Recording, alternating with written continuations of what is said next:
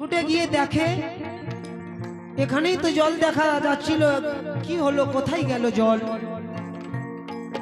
আবার পেছন দিকে তাকিয়ে দেখে এমন মনে হয় আমি যেখান থেকে ছুটে এলাম সেখানেই জল আর রয়েছে।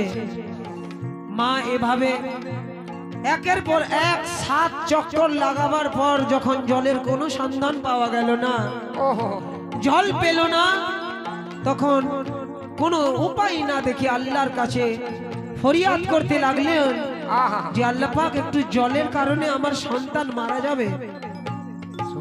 তুমি তো অসীম দয়ালু, তুমি সবার মালিক, এক মা হয়ে তোমার কাছে আমি তোমার দরবারে 2 হাত তুলে তোমার কাছে ভিক্ষে চাই। সেই মায়ের দোয়া তখন আল্লাহ পাক কবুল করে হযরতে ইসমাঈল আলাইহিস সালামকে যে জায়গায় যে বালুচরে শুয়ে রেখেছিলেন, হযরতে ইসমাঈল আলাইহিস সালাম যে ছটফট করছিলেন, উনার পায়ের আঘাতে জমজম কূপের সৃষ্টি করেছেন।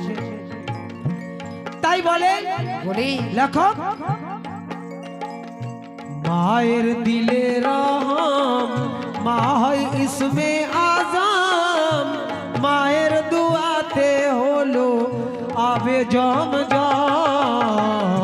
মায়ের দিলে রহম, মা হয় ইসমে আজম, মায়ের দুয়াতে হলো আবে জমজম।